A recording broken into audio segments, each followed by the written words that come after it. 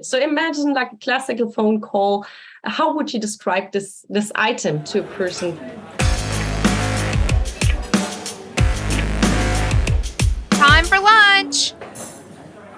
And I Good. give you the rights to share your screen. Yeah. Excellent. Let's do it. So before we share the screen, or during Stefan is preparing that, you guys can definitely already grab a pen and a few papers or so, because I want to make this talk as practical and also useful for you as possible. So we're also going to do a little bit like thinking or doing work for you and your decisions. So that's what you can do already. And now I'm sharing the presentation with you. Hold on. Well, we are a few steps ahead. All right. So let's make decisions more fun and easier. That's probably something what is attractive for several of you. At least that's what I'm hearing a lot of times, that people say, oh, I'm having such a hard time taking decisions. And you most probably also know the situation that there is a written pro and con list in front of you. That's at least one of the methods a lot of people know and a lot of people use. And making decisions should be sometimes easy if you're just looking at the pros and cons, and still it isn't. And in this talk, I want to give you 3 decision methods, which are most probably not too common for you guys, and which most probably or hopefully make your decisions more fun and possibly also easier, or ideally also easier. Before we start going into the decisions, I want to get to know you a little bit better, though, because I can't see you, I don't know you. So let's start first with a few questions on you. And I hope you guys know Slido. Otherwise, you can just go to slido.com and put the number in there. So there's all the people in front of the number. So the number would be 1469129. Or you just scan with your smartphone the QR code, and then we can go to the very first question. And I'm switching here also to this question. And let's see. I want to see like the amount of people also answered in the question. So that's 1, 2, 3, 4, 5, 6 questions. Let's see and show the results. I hope has everybody of you put in your emoji in regards to decision-making abilities. I hope so. Showing the results now. Nobody has now. Okay, so okay, interesting. Good one. The little ape covering the face. Okay, I see that. Okay, somebody's really in love with decision-making. That's good. And we're still waiting for one more answer. Okay, the person has to decide which emoji to choose. Okay, so no more emojis there. Good. Okay. No. Okay, so somebody's also very strong in decision taking. That's excellent. Perfect. Let's go to the next question. Are you more the rational or the intuitive kind of person when it comes to decisions? So are you taking the decisions more from your gut feeling, or is it more your thinking? Also, take just a moment to press the button, what you think. And 3, 2, and 1, and I will show the results. All right. So some person says it's more intuitive, neither nor, also the undecisive ones in regards to this question. I would be interested in how you take the decision, and also the rational type. Okay, so balance, the rational, the neither nor, and the intuitive are not so much in the audience. So that's good, because I picked a few methods which are more for the rational type, and one which is definitely perfect for either or. Let's see how it's helping you in the end. And last question. Okay, I can get more rational here. And the last question for me is, how do you normally make decisions? So I give you a bit more time for this. So I mentioned the pro-cons list. Is there any other approach or tool or method you are typically using for decisions? And if you don't have any special decision-making approaches, then just type in nope or no, but that we also have an overview what you're typically using, in order that I'm also not mentioning things twice or so. Okay, give you 10 more seconds for this. All right, still typing. All right, 2 people still typing. Give you still a few seconds, and then let's show the results. All right. I hope you 2 can still finish, and I'm showing this. Depends on the decision. Okay, no systematic. Okay, no systematic approach. Consulting others, that's a good one. Yeah. Overthinking. Yeah, I hear this a lot. In the team voting, that's good, definitely. And pro-cons list. Okay. Good. So that's excellent for me to know, because that shows me that at least what I'm presenting you today is possibly new for all of you. So let's switch back to the presentation. And why am I here to talk about decisions at all? So is there any right I tell you a little bit about it? So I first had contact with decision making in a broader dimension when I worked as innovation consultant at SIT, like in the beginning of 2010 to 2014. And yeah, there was a lot of team decision making. So we had some voting, we had also some other approaches on this. But this was the first contact. And after that, my career rather led me to the product management side. And you have to take loads of decisions there. But I probably didn't approach it from a very scientific angle there, but with lots of experience I had gathered before and more intuitive, most probably.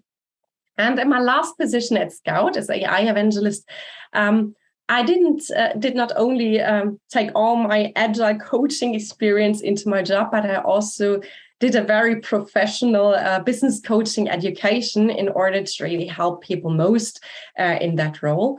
And I chose actually as my final thesis topic also decision-making approaches, because I felt there was such a big need, and everything I'd seen before, I felt like, okay, we need more day-to-day approaches for it.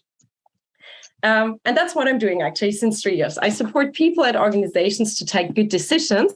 And what I realized in my day-to-day life very, very often, so all of you who are like, oh, decision making is like this, Abe, no worries. I see this in everyday situations, because that's what typically people, how they come to me. They have to take a big decision, and very often they have also done their pro and con list. And they're like, but I can't take the decision because I'm not good in the decision making at all. And actually, that's nonsense, because we're taking so many decisions in our day-to-day life where we are not aware that we're taking decisions. So thousands of decisions where we are just impulsive or automatized. So we could all actually say we're good in decision making, because I guess the fewest of you are lying in bed in the morning on a normal work day, and you're really thinking, should I stand up today, or should I play my computer, or should I just stay lying here and look some Netflix? You take a decision without even thinking about it. And that's already pretty good, but we're not aware of it. So that's the automatic decisions or impulsive decisions. And then there are also some which are a little bit harder already when you're standing in supermarket, for example, and there are 4 different toothpastes, and you're like, which one should I take if you do not have your favorite toothpaste anyways? And you might compare like taste. That's when children choose pastes at least, or you might compare like content and price or so. So also not too hard ones, and most probably you're also good in those. And then there are those few decisions, which are the extensive decisions, where we are thinking a lot about it, because they have a very long-term effect. They have an effect on multiple life areas, or there are so many factors to think about. And that's the kind of decisions where you most probably are sometimes also like, oh God, how should I decide? But keep in mind, you're actually already pretty good in decision making. You might just need a few tools in order to get better in the ones which are the extensive ones. All right, because what happens? We very often have then a pro-con list, and I see a lot of clients also coming even with these kind of weighted spreadsheets. And they're like, so I have 2 options here, option 1 and option 2, and I weighted these against. And I mean, it should be obvious. I have 162 points for option 1 and only 180.5 for option 2, but still I can't decide.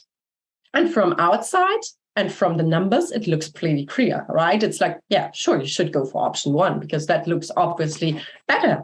But there are these unspoken and also thought or unconscious factors which are influencing a decision, why we are like, it doesn't really feel right yet, or I feel like I can't take the decision even so it should be obviously easy. And that's where there are different methods, which I also used in the past, but I had the impression that some of those are hard for people to really tackle. Because if you just say like, okay, so what's your feeling about it? Then it's clear that you have a feeling, but it's hard to really pronounce like, okay, so what's behind that? And what's that about the feelings at all? So there's a scientist called Antonio Damasio. He has talked about unconscious factors influencing our decisions. And he is talking about somatic markers. What are somatic markers?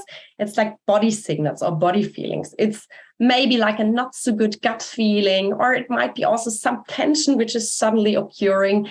Or something else.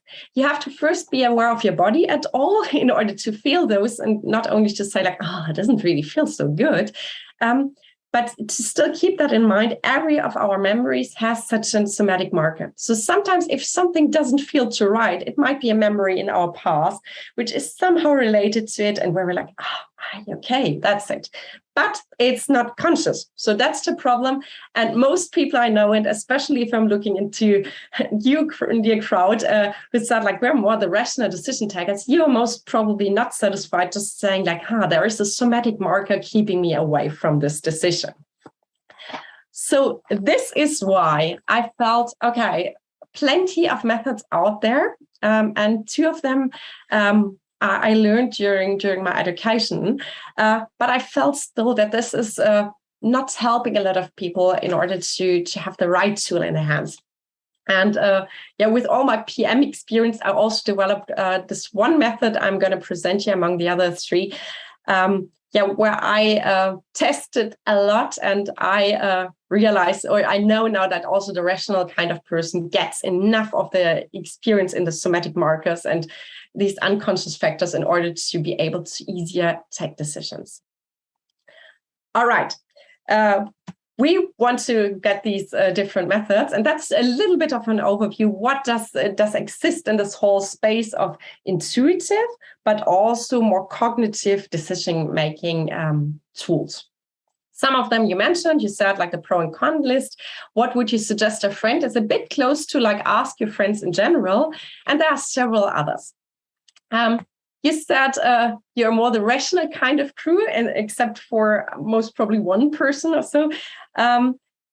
So let's then go to the more intuitive and more emotional people. So what they are typically doing when they're making decisions, and you might also say, no, it's not the case. So the person who said like, hey, more the intuitive person, you can also scream in now and say, no, that's not right. But very often those people listen really to their somatic markers. So they're like, I have a feeling. What they sometimes need when it comes to these extensive decisions is they need a bit more of this cognitive download. And the one method I'm going to present you today is called the Kangaroo Method. That helps a lot to speak out what are the unconscious factors. Then there are the more rational people, and that's a lot of you in the crowd most probably. They have structured approaches as pro and cons lists, or weighted spreadsheets or so. And very often those are good, but they lack a lot of factors which are unconscious. So you guys might more often need more of this, more of the intuitive, more of the emotional things. And some of those very rational clients I'm having say even like, this is esoterical methods. So if you look onto this very left side, so put it on the floor, or put the papers on the floor, that's something where I encountered a few of my clients who said, no, that's esoterical. Therefore, I felt like, okay, we need some less esoterical things for the very, very rational people. And most probably if you start out with the Kangaroo Method, you might be fine. And then you can go more to the left step by step. So this is why I want to present you in this order: the Kangaroo Method, association methods, papers on the floor as the three different tools which you can work with. And your turn first. I basically need you to now take the papers I talked about in the very beginning and a pen, because I want to make it useful for you. So I want you to write down the options you have in regards to one decision you have to take at the moment. So shortly think, is there any more extensive decision I have to currently take in my life?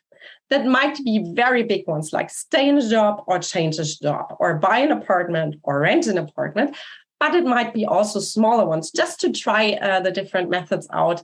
Like, I don't know, shall I order? Well, probably order by Lieferando or cook myself is a bit too small, but you can still try it out in order to just get an idea about these different approaches I'm presenting. Does everybody of you have any idea of a decision you currently have to take? Then that's good. Then write down the different options on different papers. And for those of you who have no idea about which decision to take currently in order to try this out, shortly lift your hand here in Zoom in order that I see and I can shortly help. Everybody has some options there. Looks like it. All right. So everybody ready with writing down also option 1 and option 2 and possibly also an option 3. So I don't want to exclude this either. When you're ready, lift your hand in Zoom, then I know you're ready. Not ready yet? And you guys know also how to react, right? So it's like go on more, most probably, and lift hand. That's okay. Lawrence is ready. Okay, still need a bit more time. Perfect. Getting there. All right. Perfect. Okay, so I think we have everybody. Okay, 3 people still missing a decision, or are you so in your lunch break that you can't take a decision right now, or don't you want to think too much? So let's assume that that's perfect. Okay, I guess we're getting there. So now fold these papers. Okay,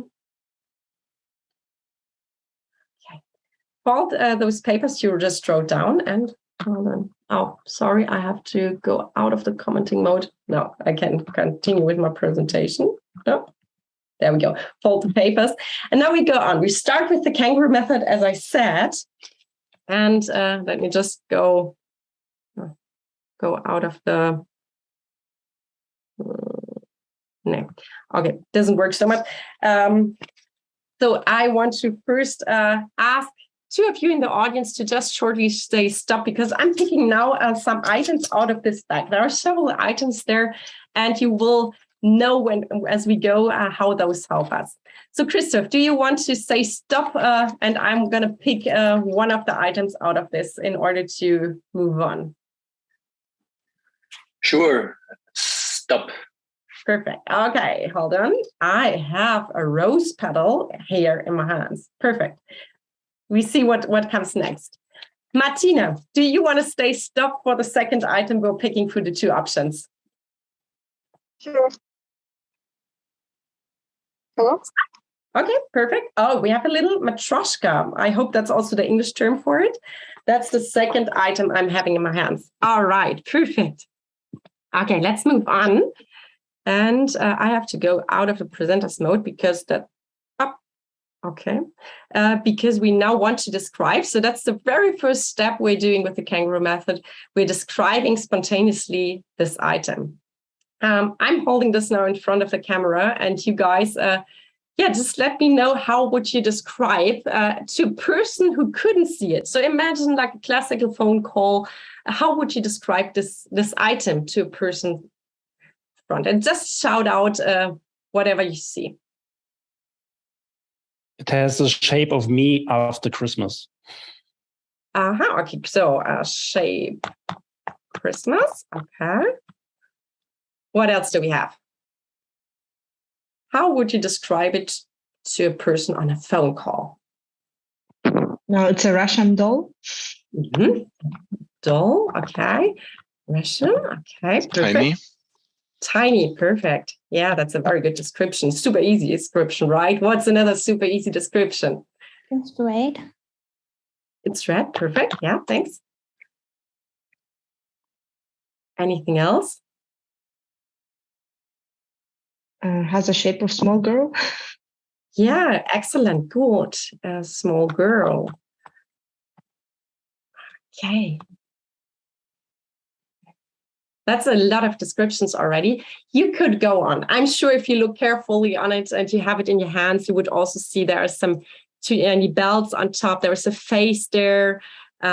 Yeah, it's a bit round, etc. So it's about really going into descriptions which are neutral, which are not like it's sweet or it's not sweet, but it's really about neutral descriptions. Perfect. Well done, guys. Second item, because we have 2 options in our decision, or 3, but then we would need this item. We are just training with 2 first. So now we have this rose petal, and it's not a real one. It's a tissue one. That's what I can tell you because you can't hold it in your guess. How else would you describe it? Just shout out again. What can you see? How would you describe it? It's a red petal, fake petal. Fake, perfect, yeah. What else? Just feel like paper. Yeah, paper-like. Nice. And also good what you said it must feel like. So that's again like something you can use easily in this method. And it's not only about visual impressions, but for you obviously in the right at that moment it is, but it's also about like how does it feel and how does it possibly sound. So in regards to matryoshka, you would even have like a little bell sound. All right, perfect. Well done. Any other descriptions? It looks like the pig sign with playing cards. Okay. Playing cards. Like that one. You will know later why I like that one especially. Perfect. Also, let's go with this. We have a few items already here.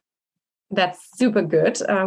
And now, you can see them again, or you can't see them right now. I think you can't see them. Hold on, I'm sharing my screen again. Didn't work. Now it's working again. Perfect. Okay, now you see all these descriptions. And we have to go a bit back and forth now.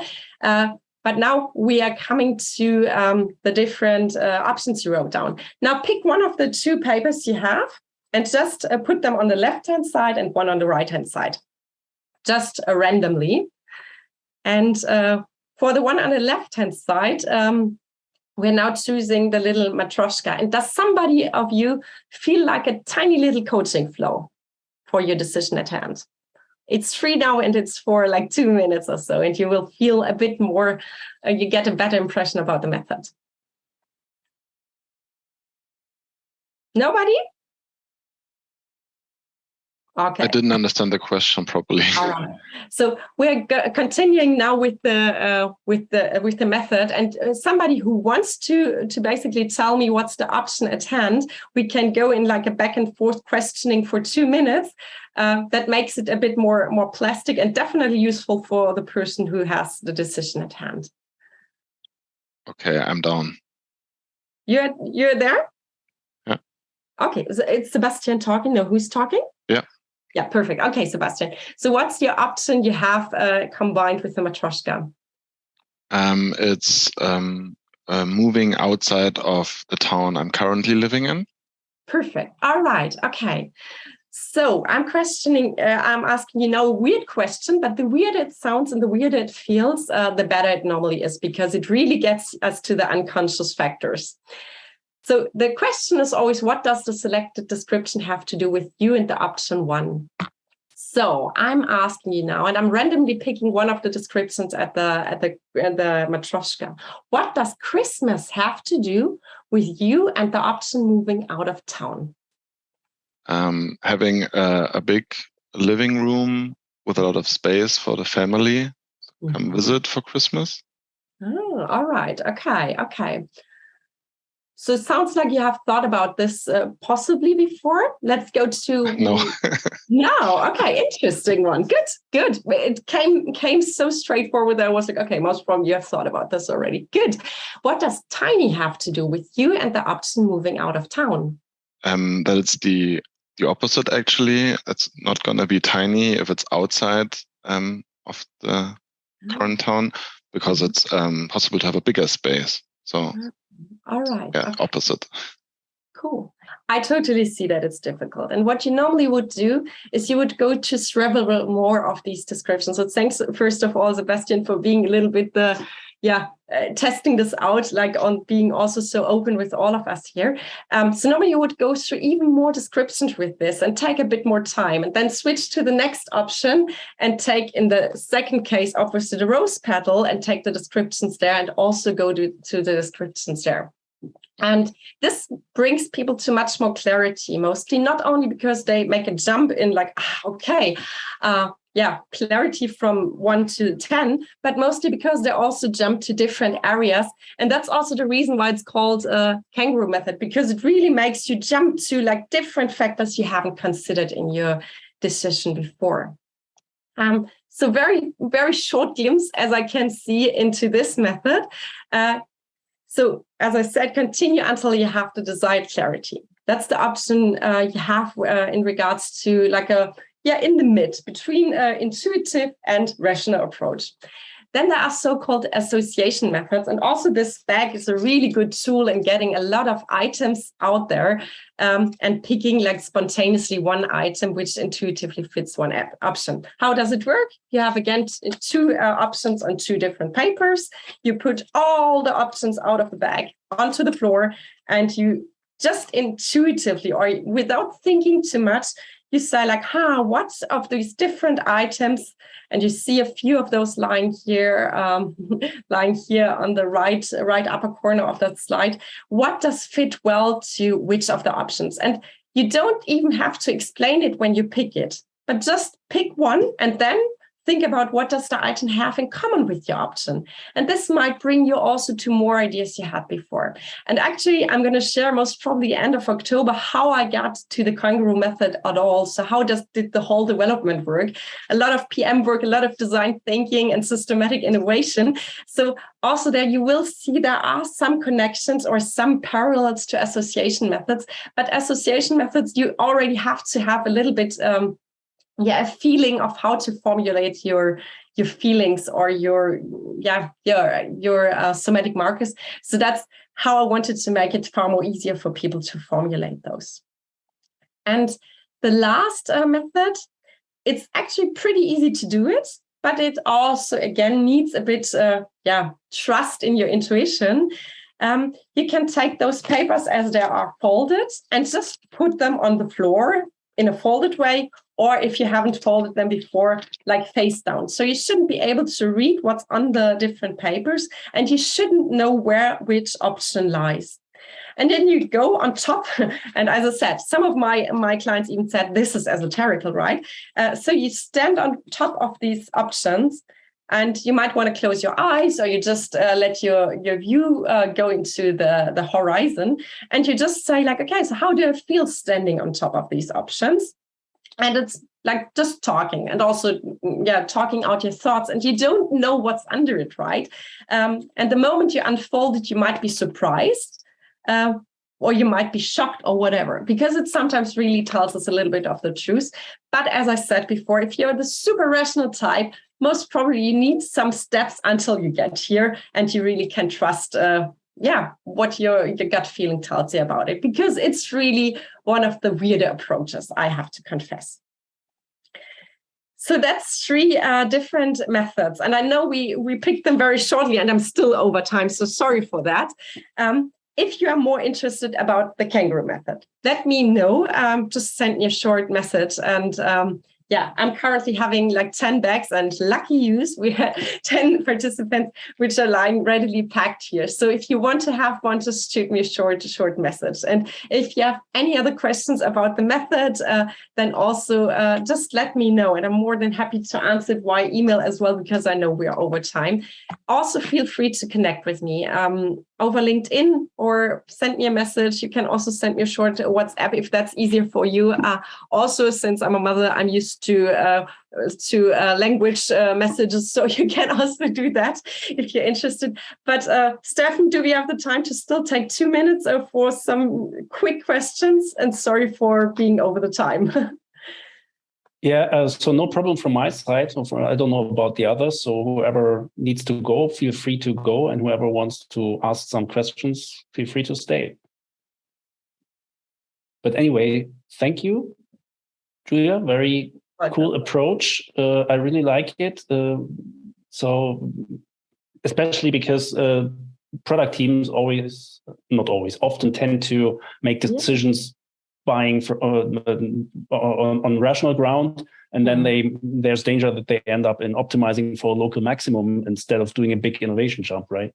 And that's actually a super cool point you're mentioning. I actually also consulted, so to say, or coached founder teams on that. So, for example, questions of founder teams: how shall we go in regards to financing? Shall we go big? Shall we go small? And when you have more team members, that's a super emotional question as well, where people are sometimes not aware about the unconscious factors, but those are super important, right?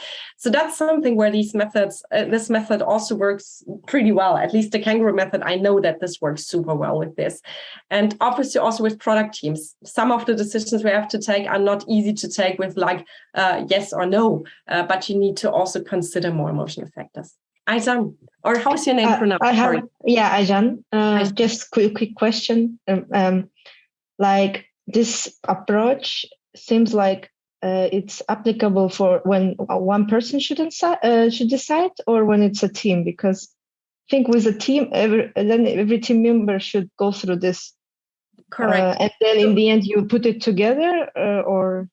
Yeah, it's working also for groups, and it's working pretty well because people are suddenly becoming aware of insights they didn't know before. So it's uncovering also the unconscious factors, and that's good in teams because you really open them and you can take a very open decision where where everybody is very honest because they are surprised about their own honesty because they didn't know about it before very often as well. So it works for single people, but also group people or groups and teams. Yeah. Any more questions? Or did this answer your question enough, Aijan? Yeah, I think I'll need to read a bit more into it. And also feel free to reach out and let's talk about it also like in a one-to-one conversation if you want to. Thank you. Cool. Any more questions in the audience? Are the same items in every bag? Is there a matryoshka? Yeah, I iterated this a bit. So when I started out with, hold on, the bag looked like that. It all looked a bit less professional and more like prototypish, obviously. I iterated a little bit, but currently there are the same items in each bag. Sometimes a tiny bit different, but mostly, same things, but sometimes looking a little bit different. When you take out the things, you will know what I mean. So it's not just a clever way of getting rid of all the toys your child doesn't want anymore. No, but it's super attractive to children. So be aware if you have children below 3 years and make sure they can't choke something or so. It's those bags are attractive to people. I always hear this. If you want to have a more unified appearance, you can print those items in the makerspace. Yeah, interesting point. Yeah, let's discuss this. You can talk to Sebastian about a membership. No worries, you're going to get one for free. Yeah, definitely. So as I said, reach out. There are some free bags here. I'm more than happy to get your feedback on the method, how you liked it, where you had maybe some trouble still. So that would be my ask or my question to you if you get the freebie, just to send me this so I can also improve on the manual, improve on the things, etc. All right. And I guess thank you very much, Julia, for doing this. Sure. And in case it was too quick and too much lightning here for some of you, you can rewatch the whole thing on YouTube shortly.